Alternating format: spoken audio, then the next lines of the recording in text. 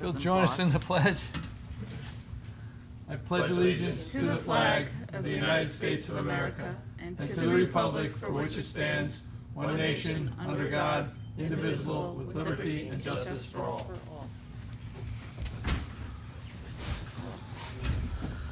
Well, I hope it's just August that's, making our fan base decrease here. But Well, we're happy to have you guys here. yes, some new faces here. Hello, welcome.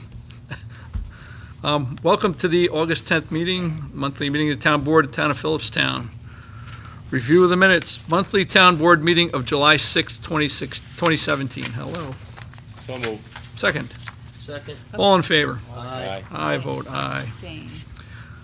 Public hearing of July 6, 2017, Continental Village fire truck purchase. So moved. Second. All in favor? Aye. And I vote aye. This guy's always come in prepared, I'll tell you. It's nice. Special Town Board meeting of July 17th, 2017. So moved. Second. All in favor? Aye. I vote aye. Abstain again. Didn't do much work. Committee reports, Conservation Board.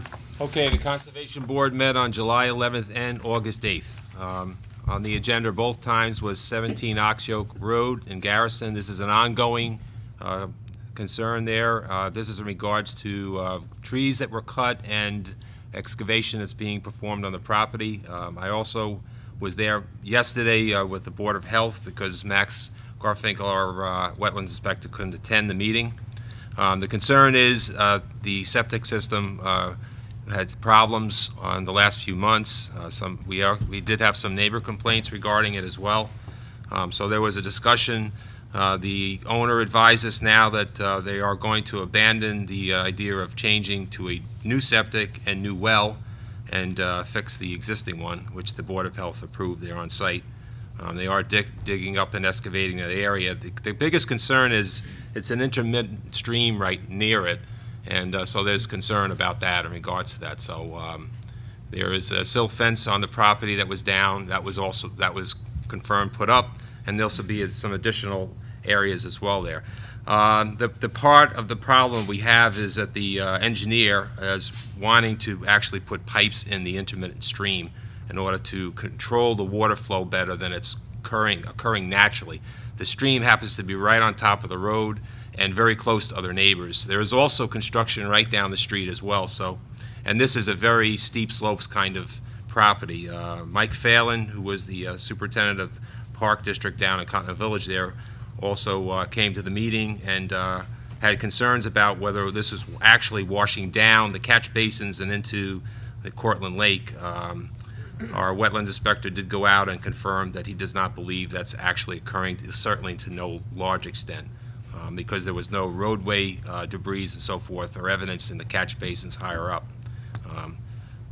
There was some discuss a possible dye test. They're not sure whether that will happen or not. Obviously, that's something that's done by the Board of Health, and of course, if the dye ends up certainly outside the area or certainly into the stream, that would cause some immediate actions to be taken. So pretty much they're going forward with that. Once they get the Board of Health approval, they'll be back in to discuss some other issues they'd like to do on the property. We did to walk down, and there are some other tree plantings and so forth that the owner would like to do. Because this gets back to the issue about clearing your property. If you start to cut too many trees, half our town is steep slopes. You'll cause yourself a problem pretty fast. And so when you cut trees down, you really have to pay attention to what you're doing and what's that going to change. That I can't stress that more because I see it happening in a lot of different places. Also on the agenda both times was Homeland Towers. That's the cell tower on 40 Yesterday Drive. The applicant was not represented this month. We're not really surprised at that simply because our own attorney said that this would be a joint public hearing, September or wherever, with the zoning board, so they chose not to come in. However, we did have a number of citizens come in that had been in before as well and raised some concerns. Some of it in regards to actual drainage pipage, which they gave us copies of, and pictures to show that there's this pipe sticking out of the ground near this area, and they want to know whether this was a diversion from runoff or not. Obviously, it does appear from the pictures and when we discussed it as well. It does look like vent piping, but that issue will be further investigated by the wetlands inspector. In regards to the stormwater management program, we're asking that the town purchase some new training tapes. The stormwater program, 2 out of the 6 categories is basically public awareness and education. In addition to continually, and we quarterly now train the actual highway department instead of relying just on county training. We would use these tapes. They would cost around $660, but we would actually get the license with it as well. We would also like to put these at some point up on the at least the town website and possibly maybe even the cable. I think that would be, it's done by some other towns, and I think it's a good move forward to start to try to really educate people beyond just talking about it here in the meetings. Also, on the agenda for the last meeting was Hudson Highland Reserve. Obviously, this is before the planning board since they're lead agency, but there is a segment of that project that obviously deals with the conservation group in regards to Ulmer Pond. There is also Clove Creek at the property. There's steep slopes, and there's concern about any issues in regards to the site is also going to house 40 horses, so the actual manure plan and so forth and control is an important factor for us in addition to the planning board.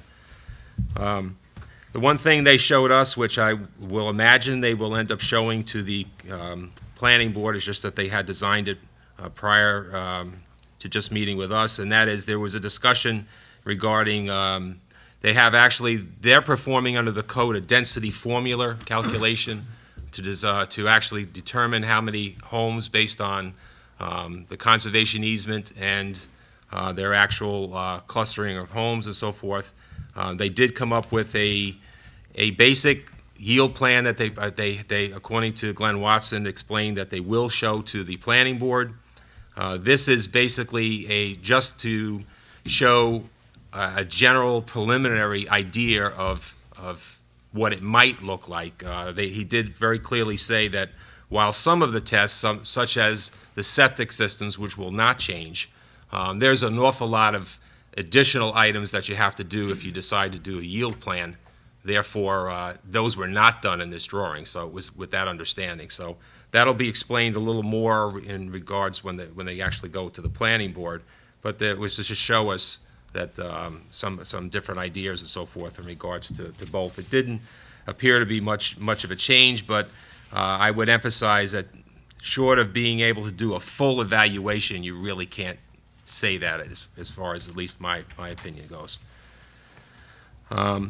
We also, regards to climate smart community, we've asked for, and it's been scheduled, that we would have also a workshop on August 23rd. This would involve a preliminary meeting prior to a kickoff meeting, which would either occur September, October, based on schedule and so forth, where we would discuss meetings we've already had, of course, on this topic, but to be able to go into who would be coordinators, who would be green teams. There was some suggestions that possibly the Conservation Board could act as part of a review group as well, and that, of course, would be evaluated and so forth. I think some of that would have to do as well with whether the actual people on it could assist or would like to assist. And it does get into a lot more areas, and we'll discuss that more as we go along. The other thing also on the agenda was the revised open space index.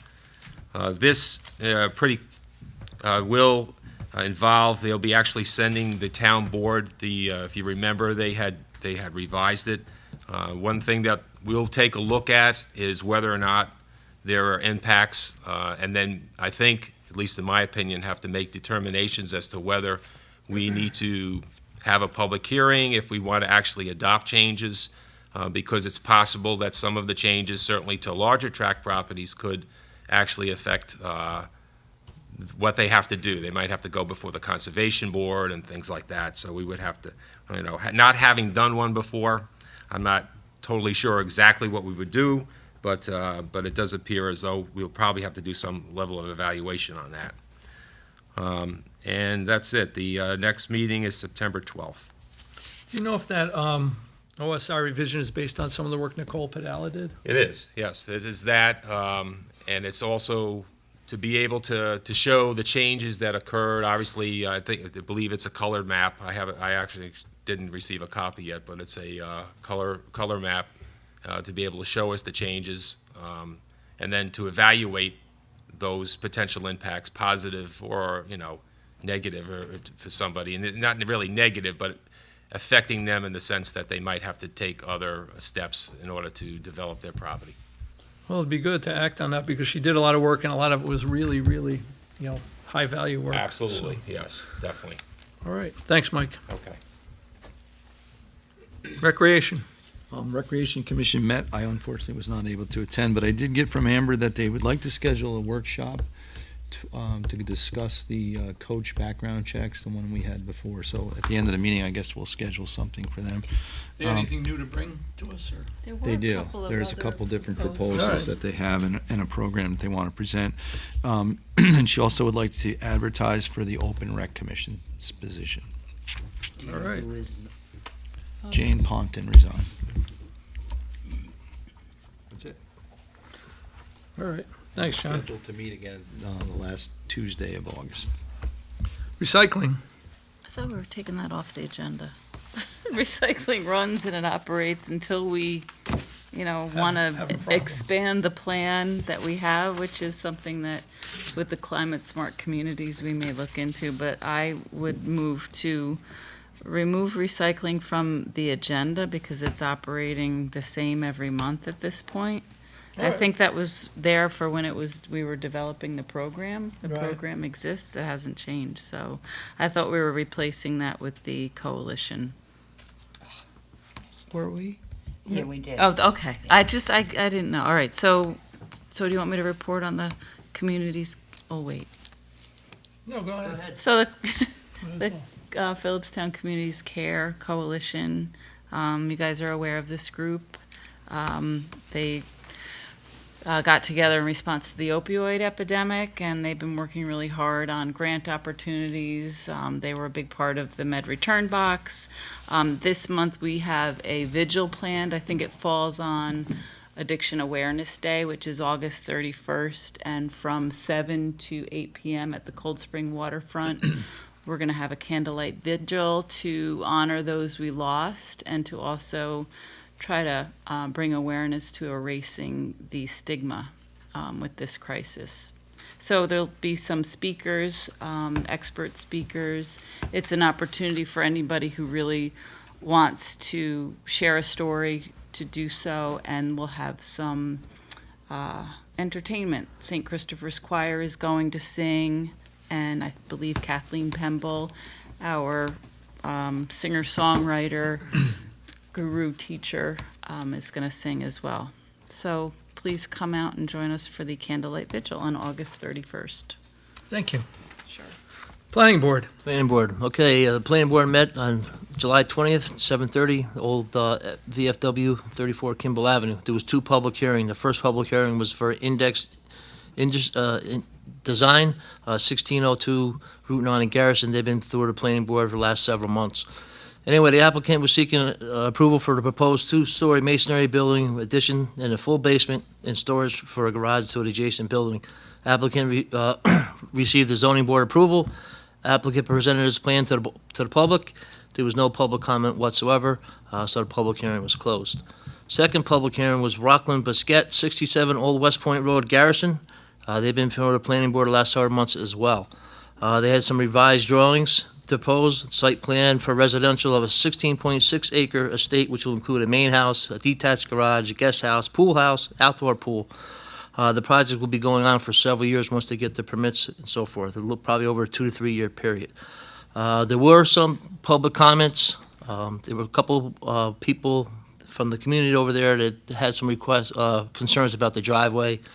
There was no major concerns about the driveway, but they did say they were concerned about the steep slope on the driveway and so forth like that. Where is that located? That's on 67 Old West Point Road. All right. Okay. Anyway, there was the board did close the public hearing, so there was really no real concern, but there were some people that had some comments. Okay, next on the agenda was Hudson Highland Reserve, Route 9, Horton Road, which we've been talking about for several months now. We had a workshop on July 13th. At that workshop, was a pretty long workshop, it was about a little bit 2 hours. We went through the EAF Part 2. During that workshop, we couldn't even complete the Part 2 at that time, so we did about 90% of it. We picked up another 90% at this last meeting we had here at the planning board on the 20th. So now phase 2 is completed. They're going to looking to go to phase 3. As Mike indicated, there's still a question about how many buildable lots they could possibly get out of this 200 or so plus acres. As Mike indicated, there's concerns about the density plan versus the yield plan.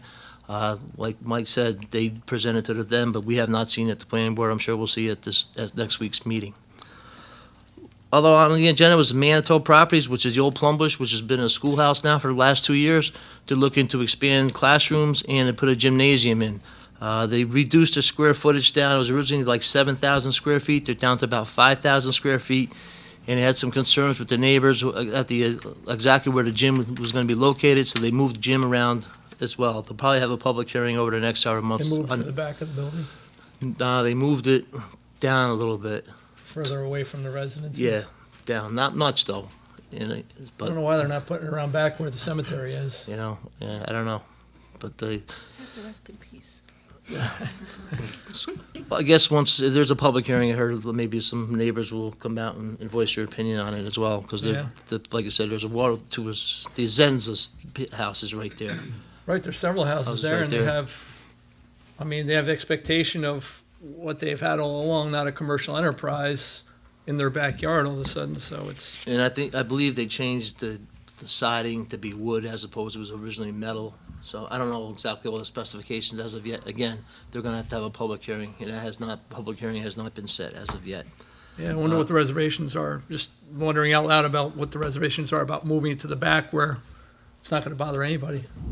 Well, maybe we'll bring that up. Yeah, somebody should. So there was a scheduled walk, really wasn't a site visit scheduled, but since we were across the street at the next one I'm going to talk about, we did do a site visit on Sunday on the 6th as well. They did stake out, had it staked out where the new buildings are going to be. The classrooms are going to be attached to the existing building right there.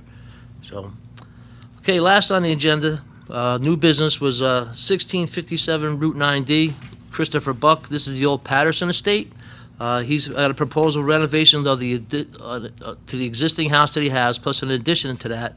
He's also looking to construct a home office building, along with a pool, garage, pool house, and so forth. And he's also going to change the entrance off of 9D from back to Gilboa Road, which is originally entrance, I guess, way back in the day. The road did come up, the driveway came off of Gilboa.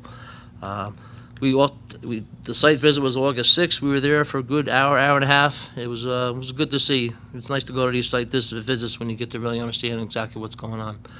Okay, the meeting was adjourned at 10:50. Next meeting is August 17th, VFW Hall. Thanks, Bob. Zoning. Zoning has not met since our last meeting. They're scheduled to meet again Monday, September 11th. Seems to be the year of the towers, because there's now 3 proposed towers. HUD is proposing replacing the existing tower that they have in Continental Village. I think it's on Tower Lane. Sky Isn't it? Lane. Is it Tower Lane? I think Sky Lane is the one all the way up top, Yeah, on top of Ridge. It's Yeah. a 385-foot tower that they're, but they want to, put up a new one and then take down the old one because they got to keep the service operating. So that's coming before the They're gonna zoning. increase the height, or? No, it's the same height, 385.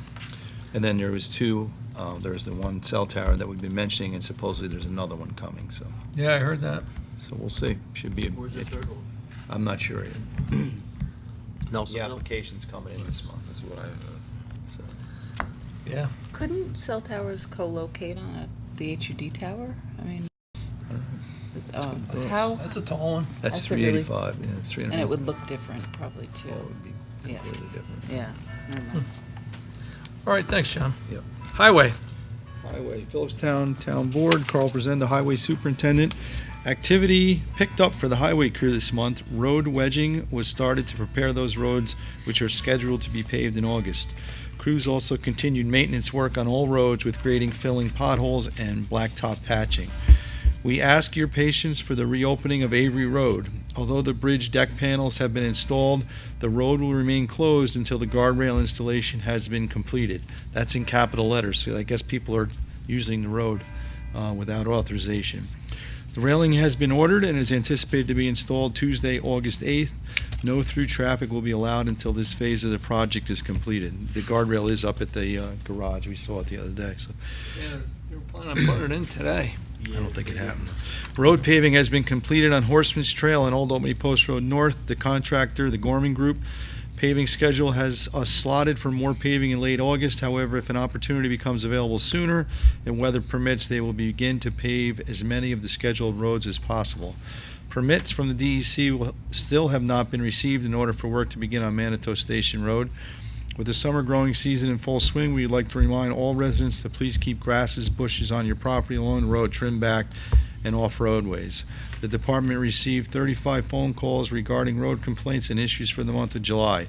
The highway department spent roughly $12,000 in July for maintenance. Bobby and I did meet with Carl, Ron Gaynor, and the engineers from Stantec. They're reworking the Manitou Station road plan, but it doesn't mean that we're starting from scratch with the DEC. It's basically a change only in the culvert. They are aware that, that the edges will still be the same, and they're still hoping that the work could be done before the winter season. So, the key to it is, as we emphasize, to get it done as soon as possible and to get the road raised at least a foot so, they're not dealing with flooding on a weekly basis anymore. Right. It'll be, there'll still be events that come up. The final road bed, I think, is going to be 7 or 8 feet higher than it currently is. It's way up from what it was, wasn't it? The crown part of The highest part of it, It's yeah. about 6 feet or so, Yeah. yeah, at least. So that'll be the 100-year flood. It's over that, so. We did told Stantec that we're waiting too long for this permit. This is way too long. We were talking about this back in February still, and here it is August, and we still don't have a permit. So Anybody have any reason why we don't have the permit? Well, a lot of it was based on, the original Stantec design was a concrete piling with a slab and then the pipes on top of that. What they forgot to calculate was that they would need to put cofferdams in order to do that work would be below the water line. So that part of it was, for some reason, missed. So now, instead of doing that design, they're going to do a sheet piling and then hang basically a bridge on the steel, which would be right down to the bedrock. So it was kind of a, Bedrock. yeah, it was a mishap between Stantec and the DEC. I don't know who finally picked up on it. That was my interpretation of it. They But did say the Army Corps of Engineers were very pleased with the design, with right? the updated design, Design, yeah. right. All right. So Thank- Ron emphasized we need to get this thing rolling, as did Bobby and I. So we're hoping to still get it going before the winter season. Yeah. You need to add that to your list to the DEC, or do you want? Well, I'm gonna call You- and find out what's going on. It's crazy. I mean, it's almost 9 months. Yeah, no, too long. That's too long. You got- And Carl wanted to also talk about the building he wants to put up there as well. Yeah, I got the You know, new, I didn't New see those. You got plan. the plans, yeah. so I'll get back with him. Is that it, John? Oh, actually, the other thing we did discuss with Stantec is when we do finally get the final approvals, to bring the residents of that road into a meeting along with the emergency services as to how the approach to Manitou Station Road is going to change, and getting in and out is going to be a hassle for a while. They are going to keep one lane open at all times, but it's not going to be compacted because they can't compact it. It'll end up going into the swamp. So it's going to be, it's going to be some time where there's going to be problems getting in and out of there, especially with heavier vehicles. But A couple of weeks. I don't know. We'll let them. So we'll like. Well, I guess the first phase of it, really, you might put stone on the side, that shouldn't impact too much. At all, no. At all. Other than the But- workers being in the road. Right. But when That's they gonna do be the first piece. the leveling, they're gonna, Leveling off, there's Right. gonna be some. they'll add a definitely foot here, keep one lane open, and then add it to the other side and switch the traffic back and forth. But So we don't have a determination when that work will begin. No. But we No, have, because there's no permit. we have the updated plan is final. The The updated plan cost is in. The cost is not in. The cost supposedly is down $200,000, but it's up 400 from the original quote, so. Because that's what we supposedly can submit to the county. I mean, that's what the county was waiting for before they would talk, basically.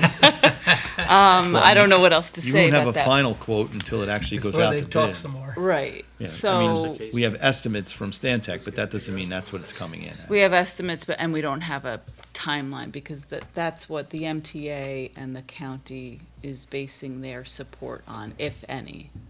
We don't have a guarantee. We did hear from the MTA that they would be offering, Moral support. yeah, Well, yeah, I guess area to stage any equipment that we need. staging and flagging. That's it. Flagging too, right? Flagging. Well, they're not gonna get their vehicles in and out of there during the construction, I'll tell you that, other than a pickup truck. They're not getting anything to. They claim they don't put heavy trucks on that road anyway. Yeah, so- yeah. And the county claimed any support that they would offer, we need to Be like present it. cupcakes and Yeah. things like that, coffee. I'll go out and get that. Well, So that just when we're ready with that, if I could present that to the county, I'd be happy to. Maybe with your help in putting down a budget. I love talking to the county. I'll just Love bring it over. I'll bring it over. Can't get enough of it. Talk, talk, talk. That's all you get from them. So yeah, That's All it right. for highway. Nice. Well, thanks. hopefully we do get that project underway. We probably will be on our own since these people, all they want to do is talk. And if you do get a cup of coffee out of them, make sure you take a picture. So, We'll make a headline. yeah. Yeah, and they'll all be in the picture at the ribbon cutting. And I won't be. No, you won't be. Nobody who worked on it will be there. Building and land acquisition. So we got the building going and back for the public to take a look at. It looks really good. I mean, it's just, It's coming along. I'm telling you, we walked around last night, couldn't be happier. And, hats off to Mike Monteleone and his crew. They're doing a beautiful job back there. We really got the right guy. And I think, it's moving along quickly too. Looks like, It I does, think it looks it's- great. Yeah. you know. yeah, a think lot we're of, a little- maybe a the little ahead of systems are schedule. roughed in. I mean, I think It we're looks gonna really realize good. that, Thanksgiving Yeah. opening without, we can have turkey over there. It's gonna be nice. Cooking? Yeah. You want to do the Thanksgiving there? Yeah, We could do All right. deliveries with the rec bus. yeah. Thank So, you, John, for all the info you keep putting our way with this and keeping us updated too. yeah, thanks to John and Bob for steering this thing along. Yeah. But it looks terrific, and it goes to show what can be done. So the next piece of work is gonna be this building with the elevator, Maybe we can get Changing rid the of some furniture. stairs. We can get rid of some furniture. get rid of some furniture. We have enough chairs in here. I think we're overpopulated, but we are going to do something with this building. So we get that situation settled. Also, we're going to go out to bid for the windows. I should have the bid spec from Ron Gaynor, so maybe we'll have a special meeting and then, authorize the town clerk to release that bid spec, request for bids for these windows. So, We already started on this building, right? We got Highland Designed working on already, right? yeah, we have definitely a preliminary design that looks Yeah. really good, and we'll put together a budget for it. But, I think we're going to be positioned to actually do that work, plus talk about starting to work on the outside, at least get a side per year done. So we can get that front done and this side done, the sides that face the street, and make the place look so much better, and also add some efficiency to it. So we're really concentrating on infrastructure now, because if we don't, we're not going to have a home, and nobody's going to want to work here. It's gonna give us some points with Climate Smart, without a doubt. Yeah, and we could Yes. definitely would improve the efficiency of this building. We get some insulation in, get some double pane windows in, so that's good news all the way around. Yeah. Right, Butterfield Library. Jillian Thorpe sent a report, Butterfield Library, July 2017. Summer reading has been very successful. Tons of children have enjoyed educational programs, including a camp for elementary school-age children. The Butterfield Library's annual summer camp for middle school kids begins Monday, August 7th at 10 a.m. There are still a couple of spots open. I think we passed that. This was probably, she thought our meeting was last week. Attendees must enter 6th through 8th grade, please contact Maureen. The library offers many unique services to its patrons. Free streaming music, plus you can download and keep 3 songs a week. Streaming movies, documentaries, and TV series. Fire TVs, camping equipment including backpacks, a tent, larger cooler, binoculars, compasses, hiking sticks, emergency kits, and more. That's awesome. I didn't know they did that. Tool lending library includes shovels, rakes, power washer, and leaf blower. Wow. Phase 1 of the renovation to the lower level of the library has been complete with 100% of the funding coming from grants. Phase 2 children's room renovation is currently being planned and will include removing wall to create open concept floor plan, creation of a lab to be used as an art media computer or science laboratory, a story hour corner, functional and flexible furniture, and new computers, 3D printers, media and technology upgrades. Wow, Nice. that's fun. I'm gonna go there. You should. All right. Thanks, Nancy. Cemetery Committee. Okay, the Cemetery Committee met on July 11th and August 8th. Okay, if you're taking a look at the Mountain Avenue Cemetery, you'll see a nice sign up right on the corner there. It shows the Davenports, the oldest graves that are actually in there from the founders. It asks, of course, if you'd like to donate. We would love to get some private funding. Our current process is only by check. I'll talk in a minute as to steps being taken to try to expand beyond that. But if you haven't seen it, please go take a look over there. I think it looks really good. Thank you, Michael Robinson. He really came through on that. We also want to be able to take something like that sign and put it up on the town web or the town cable to be able to, again, get out there, to be able to get some private funding. This board is very generous with the amount of money, but obviously to really be able to take a look at some possibilities of fencing and also to work actually on the General Morris Crypt, we really need some private funding. We really can't do it unless we get those kinds of funds, so that's what we're working towards. Speaking of that, yesterday I went to the county cemetery meeting, which was in the senior center at Putnam Valley. And there was a visitor. We had a visitor who was an attorney, discussed the creation of a 501(c). That would be where the county group, not controlled by the county government. Now, this would be controlled privately, would be able, as a group, they would actually become incorporated and so forth, and be able to control the monies and be able to handle any cemeteries in the county. There was some discussion as well about possibly changing some names to the Hudson Valley instead of saying strictly Putnam County, because, which is true. We've done research for people. We had a man call us from Oregon looking to try to find his relative that was buried here, and he was convinced that he lived in Garrison. He was convinced he was buried in this town, but we actually traced him into the Cortland Cemetery.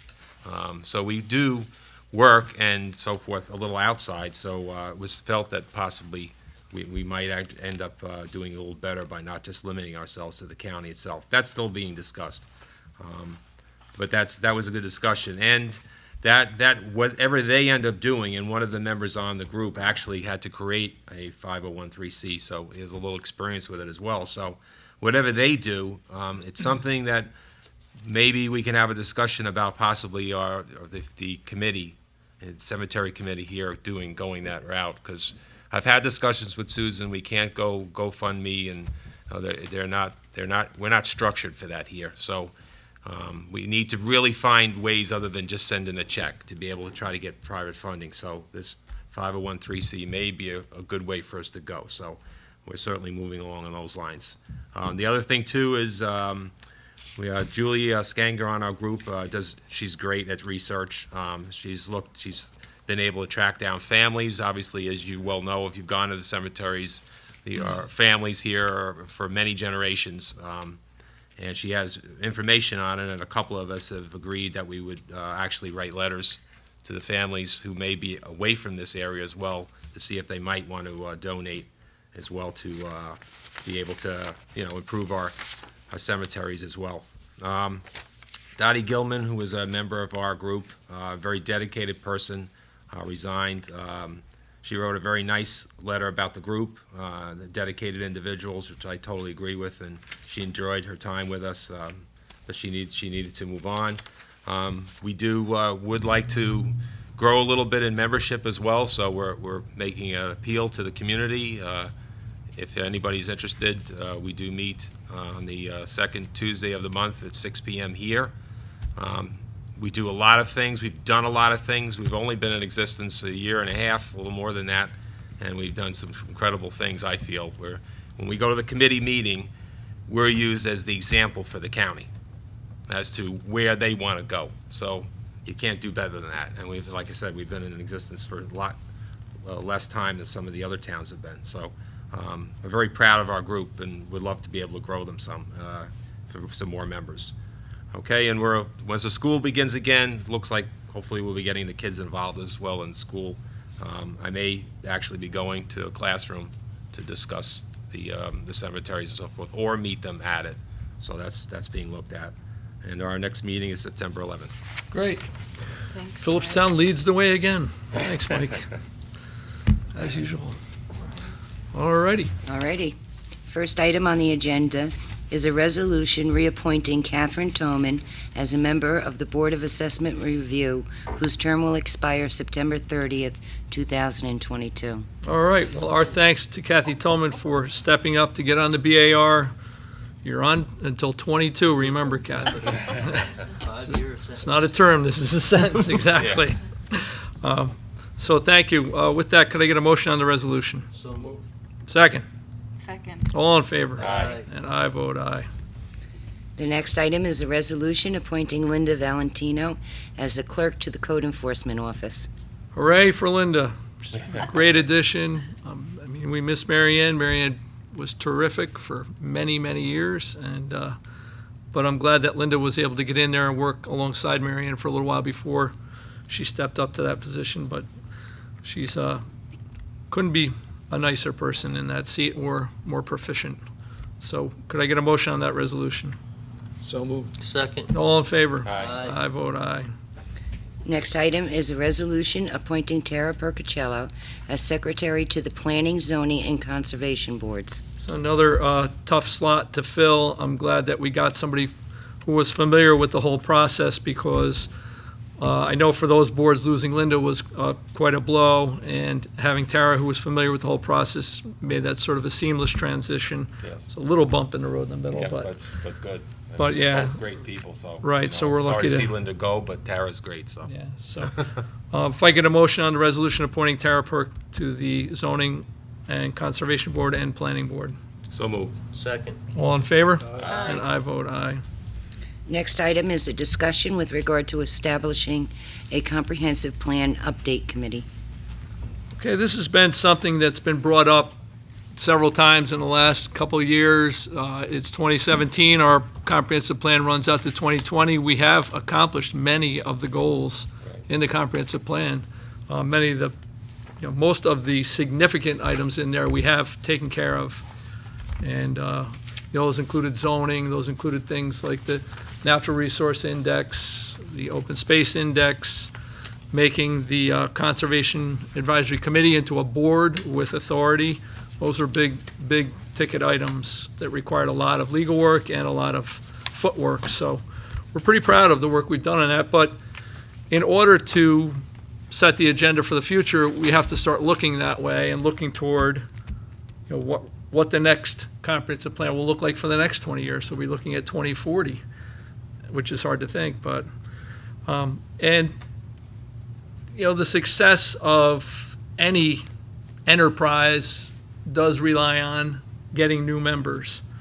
So we're going to look to try to get some people to step up and at least start making movements toward, looking at the existing comprehensive plan, looking at things we might want to add to it, and taking a full assessment of where we're at. So I don't know if you want to add anything to that, Nancy?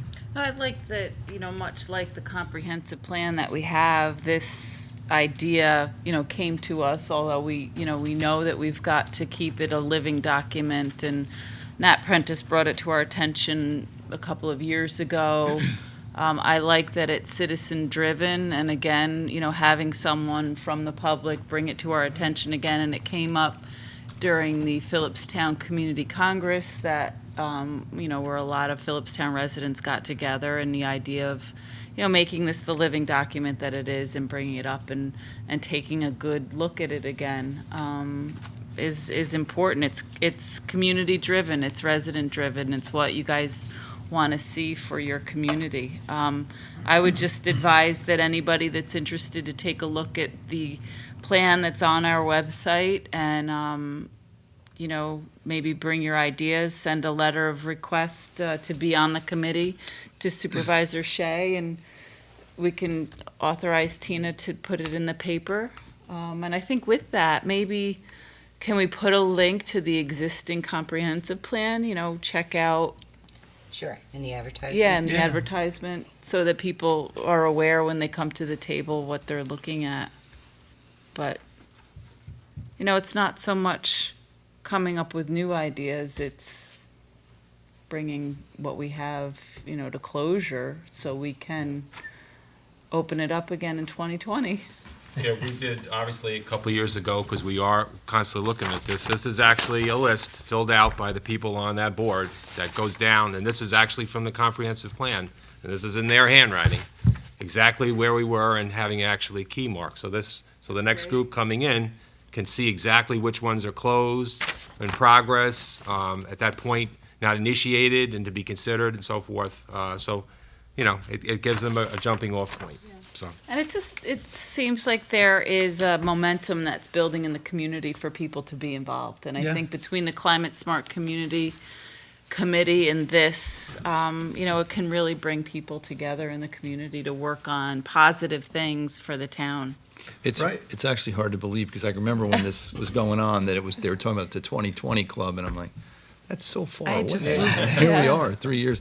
And the other thing, the part of it is, like you said, the community changes so often, and I'm sure there's a lot of new ideas out there that would add to that list and even improve the town. I felt comfortable when we went through the whole zoning process to say, people were complaining and concerned about the changes, but you would say, look, this is what was asked for by the community, and this is what we're here to do. Present what the community wanted, and that's where we put it out. We're good at that. Yeah, and it was easy to defend. But also it gets people involved, and they step up and they see that, look, the town board's not closed-minded. If you have a good suggestion, we're going to take it into account and probably act on it. Bring it out. Yeah, bring it Voice on. matters, yeah. All right, well, we'll look forward to that and see who We need a steps up. resolution. Could I get a motion on a resolution authorizing the town clerk to advertise for, I guess it would be new members of a 2040 club? 2040 club. Comprehensive Plan Committee. comprehensive plan committee? Yes. Also move. Second. All in favor? Aye. And I vote aye. Thank you. Okay, the next item is a resolution authorizing Supervisor Shea to sign the lead agency declaration for the town of Highlands and the village of Highlands Falls for a proposed site plan. All right, I have reviewed this document. I do have one major question that I guess it wouldn't have much bearing on our, authorizing the town of Highlands and the village of Highland Falls to be lead agency on this project. It's a big project, which will have an impact on our view shed. So we have concerns about it. One of the questions I have is that they have answered a question in here: is the project located in a designated river corridor under the wild, scenic, and recreational rivers? They have no. But I find that hard to believe. But if you look on this one, it says coastal resource, is the project site within a coastal area or waterfront area? And they have it, yes. they have it checked, yes. Right, As but per this is- EAF map or due to proximity to the Hudson River. It is checked, yes, on that one. Right, but this is different. This is under program 6, NYCCR 666. Which page is that? This is section I, or item I under, I guess, section E. What page at the bottom? I'm on page 13. The last page. Michelle, have you reviewed this?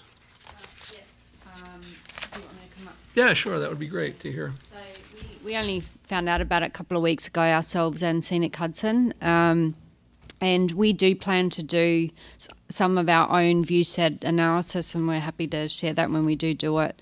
I think it's a 4-story, is that right? It's a 4-story hotel. There is another hotel, I think, closer to the river than this one that's already in there. I don't think it's 4 stories though. And it's right and I'm on not 9 sure if that IW. one's visible.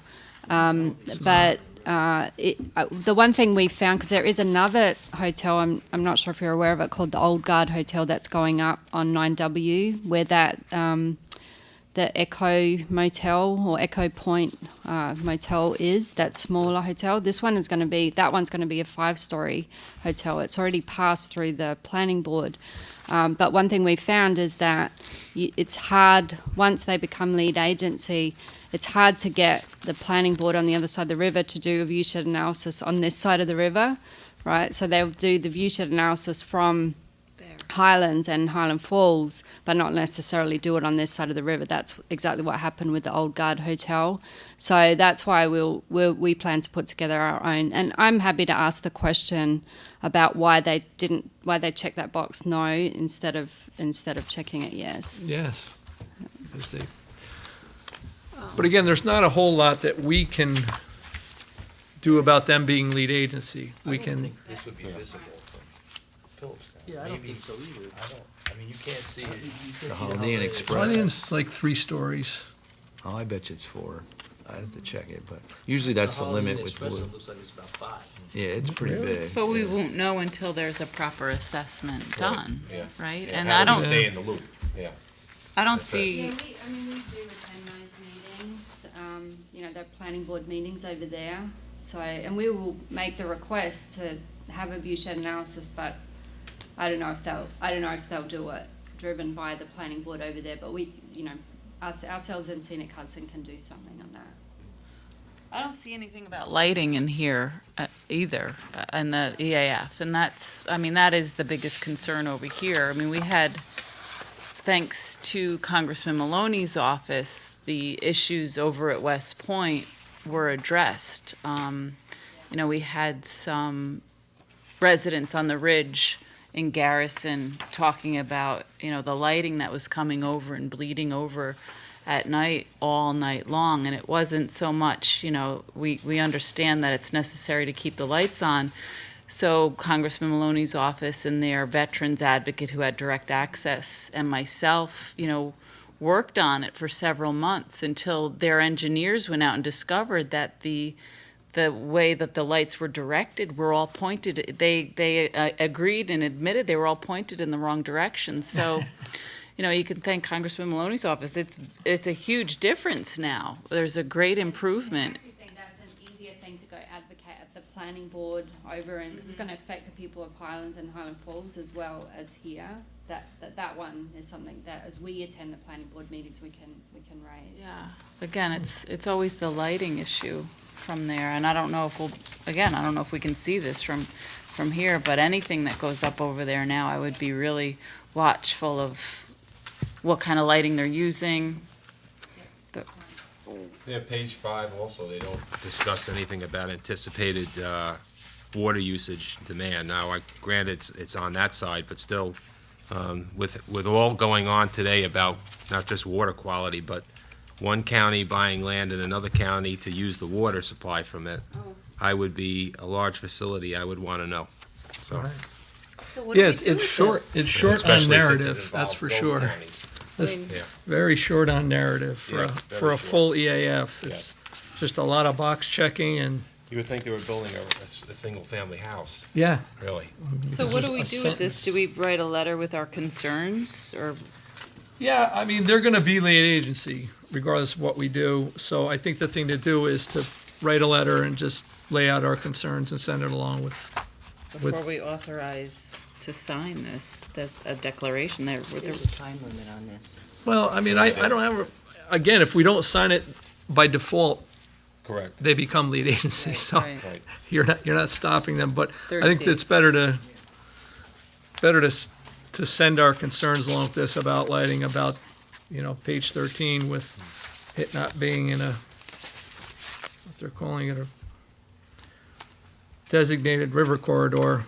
Right. That's hard to believe that the Hudson's not a designated river. it's due to the distance from the river, actually. Yeah, that's the only thing I can think of, too. Yeah. Could be that, but like it's it's on the river. It's Yeah. on 9W. definitely in the corridor. But, yeah, 9W is not far from the Hudson, none of those places.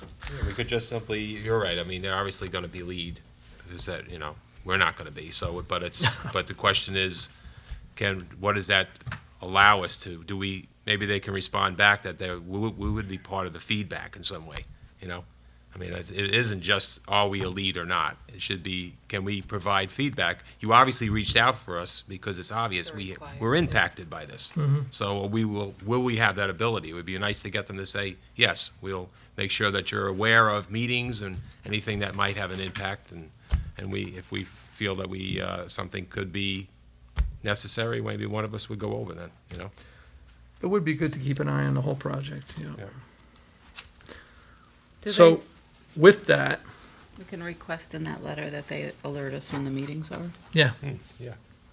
so I'll draft something up. Thanks. But as far as us signing lead agency declaration for the town of Highlands, I mean, admit that it's two municipalities. I don't know. I don't know how their boards operate. I don't know anything about them, honestly. They've actually just merged their planning boards for the town and the village, so they have one planning board Oh, now. okay. Yeah. So, Yeah, so this really would not affect our ability to watch the thing. No, not We're at certainly all. not going to be the lead agency, so why would we not just sign it and send it back and say, look, we have these. send it with a letter saying, Yes. and just let them know, here's Yeah. our concerns, And a request to know about the meetings, yeah. meetings, lighting. I think it would be more efficient if we do send it. Yes, obviously, we're not the lead agency, but we do have some questions. Yep. Yes. All right, so with that, I don't agree that we should sign it until, there's so much missing from this. Yeah, but regardless, we're not going to be the lead agency. it's thin. That's the only thing they're But asking us. Yeah, the only question they're asking us right now is if, I don't want to declare them lead agency until they provide the We- proper documentation. That would mean we would Well, have if we to don't declare sign it- ourselves lead. Sure, I think right there that we don't sign it with a letter saying we're not signing There is a this. map downstairs, I just couldn't copy it. It's That's too the one. large. Where it is. Yeah, Yeah. but well, my recommendation would be to pass the resolution, but saying, we pass the resolution based on the following assumptions, that we'll be notified of the meetings, that we'll be able to give input with regard to lighting and questions regarding the EAF. Other than- I am as well. Yeah, because I can't see, even though they do need more material in there, I can't see it actually making a change to where we would become lead. I'm not asking to become lead. We can vote on it. I'm going to vote no. I can't see authorizing them to be lead agency with an incomplete EAF presented to us. That's all. That's just, Yeah, I'm not sure what our options are as far as, Well, it's really just a formality. Our options are to not comment within 30 days, and the planning board will assume lead agency. They're going to assume lead agency anyway. I think we can make, more of an impact by not declaring them lead agency. And what's your recommendation? I was just going to say, is that the EAF Part 2? Because normally what would happen is the EAF Part 2 Part 1, all right. The Part 2 would obviously get finalised by the lead agency. Yeah, This is part okay. No, I don't want to make it, it's Okay. just a point I'm making. Well, and we're questioning something that we really don't know for sure. If they're in this, what's the designation of the historic river corridor? Right. It may be 1,000 feet. I don't know. Right. But we might be questioning something that the answer is correct. Right. They put no, but that may actually be the correct answer. So Nancy, you're still saying, though, that we should respond in writing, though, right? Not just not do it, not respond at all? Not just ignore it, but say, I'm sorry, we can't sign this letter of declaration because your EAF Part 1 is thin, we don't understand it, and we have these concerns. We're hopeful that, you will address these concerns and keep us in the loop. But, I'm just trying to make a point. I think it is more effective to not sign it than to say, we'll sign it, but. I think we'd get more cooperation by saying, yes, we are in favor of you being the lead agency, because we certainly aren't going to do it. And they're going to be more willing to cooperate with us if we are saying you are the lead agency. But we'll agree to disagree. Yeah. All right, well, anybody else have anything on this? It's not that I don't want to cooperate. It's, I'm not gonna authorize something that's incomplete. Yeah, we're not authorizing this document. We're authorizing them as lead agency. Our comments on this document will definitely go out with our Yeah. qualified, I guess, passing of this resolution. So at any rate, All right, the biggest concern to us is lighting, and it's not even included in here. So I know that's part of part 2 as well, but that's. right, I imagine, I'm assuming, and I may be wrongful, but assuming that part 2 is going to have some more narrative description and things like that, because this is a thumbnail sketch. This checks all the boxes, but it doesn't provide a lot of information. I don't disagree with that. Yeah, and it's not that I'm being uncooperative, I don't have enough information. I'm just, The only thing is, I don't believe that they can give us the part 2 simply because they have to become lead in order to move along the process. Right. they're So- gonna become lead anyway. Yeah, but that's why we don't have the part 2. We don't have it because they're not the lead right now, therefore they can't go to that stage. It's okay. I hear everybody. I'm not getting emotionally invested in this, but I am going to move it along. Could I get a motion on the resolution authorizing me to sign the lead agency declaration for the town of Highlands and the village of Highland Falls for a proposed site plan for a hotel? So moved. Second. All in favor? Aye. Aye. I vote aye. Any opposed? Nay. Nay. It's about time somebody voted nay on something. All right, duly noted. Thank you. Thank you Good for discussion. listening. Okay, I have 2 code enforcement reports. One's for the village, one's for the town. Look at this. For the price of one. Fees collected, $27,241.91. Total number of permits, 25. There were 2 new 1 or 2 family dwellings, 1 new commercial industrial building, 3 additions, alterations, or repair to residential buildings, 1 addition, alteration, or repairs to commercial building, 21 all other permits, pools, decks, sheds, plumbing, HVAC, etc., 20 COs issued, 5 stop work orders issued, 5 operating permits issued, 1 inspection of public assembly, 5 inspections of commercial occupancies, ESP warehouse on and retail addition, Route 9, 4 Highland Ridge, a single-family home, new, 117 Round Hill Road, passive house, single-family. Also, as code enforcement, 2 illegal dump fill sites were discovered and currently being addressed. And the second report is for the village of Cold Spring. The fees collected was $3,830.97. 9 permits issued, 5 additions, alterations to residential buildings, 4 all other permits, pools, sheds, decks, plumbing, HVAC, 3 COs issued, 1 stop work order. Year-to-date fees collected from June to July 31st, $9,889.57. That was for the village. All right. Thanks, Greg. Thanks to Greg Warren. Just look, now, if we're gonna get once we hit the $20,000 mark from them, is that part of these fees? Well, the deal was we were gonna get $20,000 from the village, correct? Yeah, and then we're going to get a percentage of the fees that go over So that. after this, once we hit the $20,000 from the fees collected from the village of Cold Spring, so we're about halfway there then? Yeah. Okay, so I Yeah, it just wanna doesn't make look sure. like it's going to be an issue. I do have one other thing. All right.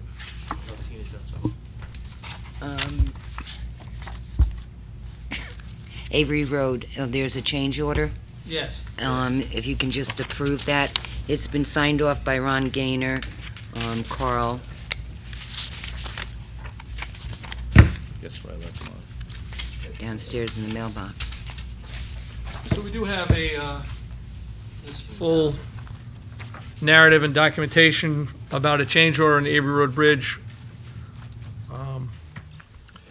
What they had prior to this was a limited section of paving at the aprons on the side that intersects with Indian Brook. We decided to bring it out to the intersection. It just doesn't make any sense to have this thing go from pavement to nothing. It winds up creating a washboard. People come off the bridge, and then it's going to be a washout site. So for another $13,800, we got that whole area done, and it's going to be more durable. People don't have to panic. It doesn't mean we're going out onto Indian Brook Road. It's a very small area, but it does make sense as far as the functionality of what's going to happen on that bridge. People come off the bridge, and it's thump, you know, it's just going to be, it'll be a problem area. We know it will be. So they have to stop at the edge of Indian Brook Road anyway. It's a good stopping point, and then they leave from there. We won't wind up with this. It also makes the plowing approach to the bridge a lot easier, so you're Absolutely, not tearing up yeah. the bridge. Gives us pavement. more area to push snow off in Right. those spots. So that's a great project down there. As you heard earlier, it's nearly complete. I think they'll be putting guardrail in next week, and that'll be it. The bridge will be back open. Maybe tomorrow, yeah, exactly. So, but that had to get done. Much bigger project than we initially anticipated, but, No, it looks good, really, did a nice job, yep. really did. Again, Landworks, really, they've got a great track record so far with the town. The work they do, they go above and beyond, and they do a nice job, and they're always, you know, really professional, come in with a great bid price. They were lower than everybody by a good shot. They did the parking lot at Washburn that we're still waiting for New York Well, the State to pave. blacktop in that, they started paving it. Oh, did they? Yeah, I was gonna bring that up, they did start paving They were that. riding me to get done I know. for I know. 4th of July ribbon cutting, and then, No, they are paving it. yeah, they have some serious landscape work to do there, though, if they're gonna go according to the plan. But at any rate, could I get a motion approving the change order for the Avery Road Bridge project in the amount of $13,800? So moved. Second, Second. all in favor? Aye. And I vote aye. Thank you. As we're talking about this, I think we need to look at this too with the bridge that we just did last year, 2 years ago, on Indian Brook Road as well, because you come off that little bridge there by the Silver's house, and it's just boom, boom, boom, boom, I know. constantly. That's what I happens mean, because the you know, he bridge fixed is. it last week, and I went through it today, it's the same thing. Yeah, I I know. mean, at least go out another 10, 15 feet on each end, because it's terrible. Yeah, it's because you hit a smooth surface and come off that bridge, and it rattles something, I don't know, but, yeah, we Anyway, can it's talk something I about think it. we gotta look at. All right, thanks, Bob. The other thing I do want to make a comment on is this illegal dumping. This wasn't just people dumping out of cars. This was, an industrial-sized operation of a carting company, an excavator, and who were duping homeowners, coming to sort of vulnerable individuals and saying, look, we can extend your yard with clean fill, going there and dumping absolute trash in their yards and filling massive areas. We're talking about thousands of yards of fill. These weren't little, I'll fill a couple potholes in yards. And we have pictures of this stuff. It's just as if somebody knocked a house down or tore up a road and brought it up and dumped it into someone's yard, rolled over it with a machine, and then brought in a very thin amount of something like item 4. I feel for the people who've had it done, but this material is going to have to be removed. We know who did it. We have all the involved players, and the DEC is involved, and we're involved. So we're going to see this through. If you dump in this town, we're going to come down on you hard and heavy, and we're going to press it to the absolute limit. We do not want to see this thing happening in town, this sort of activity, and the people who did do it are going to be prosecuted in this case. And they're going to be removing, again, thousands of yards of material that are in some pretty difficult spots to get out, but it is going. There's no doubt about it. I feel for the people who were duped, but it's let the buyer beware. Another situation of that. So we will not have this going on in the town. It is not going to happen. to be true. Exactly. If it sounds too good. And this creates a serious environmental hazard. You're talking Yeah, you don't know about where serious this material came groundwater from. potential problems, problems for neighbors, because at least one of these is up on a steep slope. Oh, yeah. So, this isn't bad. So if you see anybody or anything happen like that, reach out right away, because this has definite environmental impacts. Absolutely. All right. So we have a workshop coming up on the 23rd, Yes. but we need a workshop with rec. Yes. You want to do that in September? You want to do it the September pre-board? I guess we're gonna have to, right? I think so. Yeah, I think Amber's out too, last week of August, but I believe. I talked to her this morning about something else. I know she's going on vacation, so. So let's do it on September's pre-board.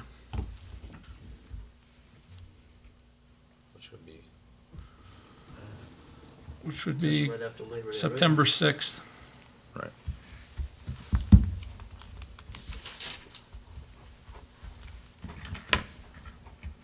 I can't wait.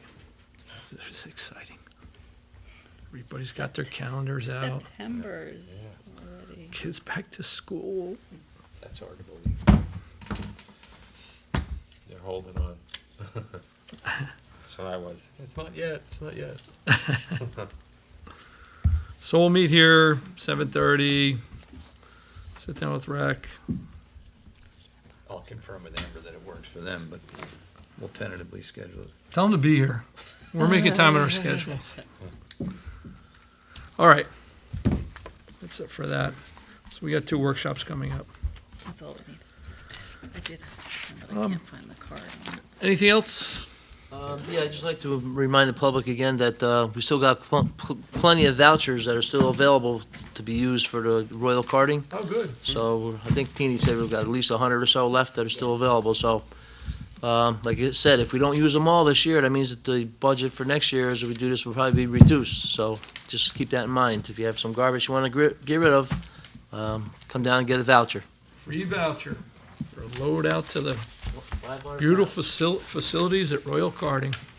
If you haven't seen it, I have one It's a other treat. thing. The fire, I got quotes for the fire, smoke detection for next door, right? So we don't need a resolution on that because it's part of the project, right? yes. Okay, so we just need to get them a deposit of it, so I That's guess I'll talk fine. to Susan about Yep. that, right? Yeah, I'm putting in a requisition with a voucher. The other thing is we need to get in touch with the installer of the rack system, because he's waiting. for- Yeah, I sent him an email today Okay. about resending the proposal. So maybe we can have a special meeting sometime next week to talk about getting that included, and then a couple other items. But I'll let you know how he responds. I have one item, sorry, but yesterday I went to the county meeting. This is mainly in regards to the discussion and herbicide usage on Fishkill Road.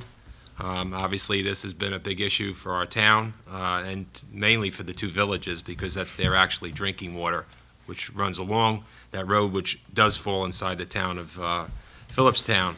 Unfortunately, Commissioner Pena wasn't there. Prior to that, I asked our wetlands inspector to actually check the area out. Barbara Scuchamara is actually the chairwoman there, so she made some comments initially, which were very positive in the sense that it pointed out, which was what we were going to say as well, is that this spraying is occurring right on top of parts of the actual waterway itself. I had Max send me a full description of the pesticides that are used. They do apparently claim that they try to use a little lesser than a dose and so forth, but again, this is a critical area which was identified last night, just not ours, but also Peekskill Hollow Road, which is in Putnam Valley. Obviously, they had a fill-in, Mr. Tully, and I realize that's a difficult position to be in, but I clearly got up and voiced my displeasure with the fact that I expected to go over there and hear that they were going to stop this, and not hear that, well, pesticide spraying is the best practice control. I said I beg to differ, and then when they started to use the New York City watershed as an example, I said, excuse me, I said, I just rode across it. Most of that, the guardrail is at a lot more distance from the reservoir, and that reservoir is a lot larger than this stream over here. So, don't make those kind of comparisons. And I said, I think you should also have the wetlands inspector. Now, involved in anything that they want to do in our town regarding these kinds of spraying. He will relay that stuff back. I fully expect, and I think Barbara will assist us with this, to have a meeting when Commissioner Pena's back. But we need to, and we Trustee Miller was there too. There were some residents from Cold Spring, which was great. Between us all, along with Barbara, I hope Ms. Tully goes back and tells Mr. Pena that, hey, they don't want this sprayed over there. We need to find some other way. This is a rare circumstance, and and to hear that, well, we'll discuss it for the following year, I got a little upset about that. I really expected them to say, we're going to stop this. I thought they were going to say that, and they didn't. So this will be continued to be followed up, but we're not letting this one go. So what can we do? I mean, obviously there are DEC guidelines about Well, you read the instructions, and I went over a little bit with it. It's a little disappointing. It goes into a lot of detail. Some people were quoting 75 feet. That's actually an aerial. A lot of the ground stuff is between 25 and 50 feet.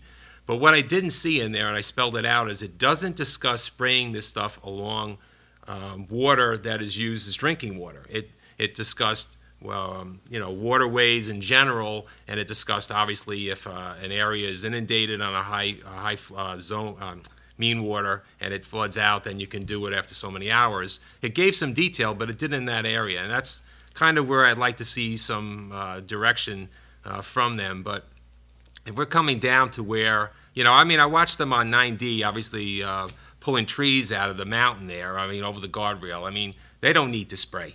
This road is critical in this town to not be sprayed along, and we just have to, in my opinion, stand up and say, we're not allowing this, So let's sit down and come up with what we got to, but we're not allowing this.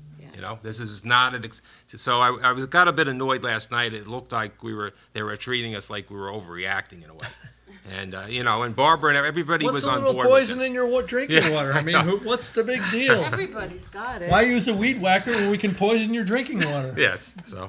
It's just insane. I just wonder if there's something that can be done, like if we can pass we have the building code, the New York State building code. On top of it, we have our own, codes that go above what the New York State building code is. We should just draft a letter and have all of us sign it and tell them we want it to stop. Well, how do we codify it is what I'm asking. We just say we don't want it. We just don't want that happening again. There's no sense in spraying a pesticide in your drinking water. It doesn't make any sense. I've seen them in there in the wetland with their big equipment, and I've stopped and they said, no, we've got a permit from the DEC to do this, and it's a really sensitive area. It's a wonderful habitat there, and it will be destroyed. Yeah. And people get poisoned in the meantime. I want to say thank you also for, Kathy for looking at that, Kathleen, excuse me, for identifying that, because that's really an excellent example of citizens being involved as well, because we just can't be everywhere. And that was a good catch by her, and it really brought this out. So, and I know that, again, that Greg Phillips was on it from day one. He had called me that morning to make me aware of it. He had not been notified. He doesn't agree with the practice. Why not, Not only that, he said last year he had the same conversation with him. They said if they were going to do it, they were supposed to at least notify him, and he didn't get no notification whatsoever. So this promise to not do it again, if there's a way to codify it, that would be great. But Greg was under the impression on Tuesday night that this was going to be stopped. So Yeah, obviously I know. I it's not. thought the same thing. I Okay. was really surprised that that wasn't. Now, maybe he didn't get the word from Commissioner was- Pena or whatever. I don't know. But we were pretty, clear that we want this stopped. So, he couldn't have left the room not knowing that. So, but we'll need to follow up on this. That would be great, I think, the letter. I'll It doesn't certainly. really do too much. So I'll draft a letter, I'll distribute it, and we'll get that off to the county. Got a lot of writing. Should include the villages also. Yeah, we get maybe it's a joint letter from Yeah. the village board and the town board saying, Instead of look, we drinking just water, don't, well, it's, Yeah. it's also, sensitive water corridor. Thanks It's for part of the going over there, aquifer. Mike. Definitely. Yeah, thank you, Mike. Also, just quickly, they're just so you know that they're constantly I know Nancy follows all this. So they're trying to ban again another offshoot to the synthetic drugs. They went into a lot of detail. It's you can't help but get scared when you finish listening to it all. They just, every time they ban a particular brand, they come up with another one. So it's this, addiction to drugs is, when you listen to that, you realize, it hits you right at home. And, they're doing, it sounds like they're trying to do what they can, but they're up against changes constantly being, getting around it. I don't know what the answer is, but I applaud them at least for doing what they can to try to stop what they're aware of. Yeah. All right, well, thank you, Mike. All right, anything from the audience? Yes, Michelle? Michelle Smith, Hudson Highlands Land Trust. A couple of things. I wanted to just follow up on the spraying on Fishkill Road about Philipstown zoning code has an resource protection overlay district for the Cold Spring water supply. Right. And I'd be curious to have sort of a legal interpretation of that, because you are limited in chemical use in that protection district to residential uses as opposed to commercial uses of chemicals. So I just wonder if the code already prohibits what's being done along Fishkill Road. To your point, Nancy, about sort of having something codified, and Maybe we can it's find the unclear county. to me. Yeah, that'd be great. Yeah. For the amount of our sales tax. And then the other thing I wanted to mention is in terms of the comprehensive planning, the Hudson Highlands Land Trust is very interested in being a resource and helping out, as we did previously. Yeah. And on that topic, there was a great document that came out of comprehensive planning in 2007, the Town of Philipstown Groundwater Report and Planning Resource. And now that it's a decade old, I think it would be great to consider having this updated. We found during the process for Hudson Highlands Reserve, which is going on top of the Clove Creek Aquifer, which is spoken about in this report many times. It's a very key water resource in Philipstown. That the data that's in here about withdrawals from the Clove Creek Aquifer that are now being used in the Hudson Highlands Reserve planning process and environmental review are now 10 years out of date. So that's just an example of, we've got a lot of out-of-date information in here about well depths and things like that, about the Clove Creek Aquifer. And I think as we go into another cycle of comprehensive planning, it would be great to have a revision of this report that was actually done by the Chazen companies in June of 2007, and it is a really very helpful report on water resources in Philipstown. All right. That was actually my initiative in 2007. Yeah. Very good. Working with, I can't remember the guy's name from Chazen, the engineer. One more thing, I'm sorry. Uh-oh. It's not going to take long. I hope not. What is it? Well, I have one more thing, and I had a pretty busy week with the news from the federal government that the FRA, the Federal Rail Administration, has dropped their mandate or implementing their mandate for sleep apnea testing for train engineers. And I realized that, we're a year out of when positive train control needs to be implemented, and we're moving backwards instead of forwards with the safety recommendations that were, set out by the federal government in 2008, in response to many tragedies. So, here we are, it's 2017. Those risk reduction and safety programs have not been implemented, and I just want, my constituents to know that it really will become part of my work now, because as we are a year out, I feel it is in the best interest of people in this town, much of who commute to the city every day. It's not something we look at carefully, but it is really important, train safety, and I just want you to know that I'm on it. Thank you. Thank you. Sure. Anything from the audience? Yes, Liz. In regard to the Manitou Station Road Bridge, or whatever, road project, are you aware that the county, I think it was its last formal meeting, approved a resolution to seek a grant for county work down there? We requested that they reapply for a grant that they had applied for in the past. Does that fit in at all with what Well, we would love to have some additional funds rather than carrying the entire burden ourselves, especially since it's the county-owned wetland that's causing the problem.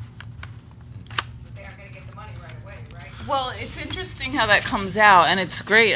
We appreciate that those grants are being applied for. It appeared, as it appears in headlines, as if we got the grant or they got the grant. This was an application that was due last month. It's I don't know when they make those announcements of when those grant awards are. It would be in November.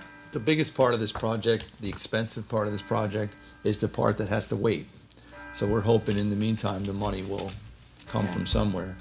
But the start of it is not that it's inexpensive, but relatively inexpensive compared to the bridge itself.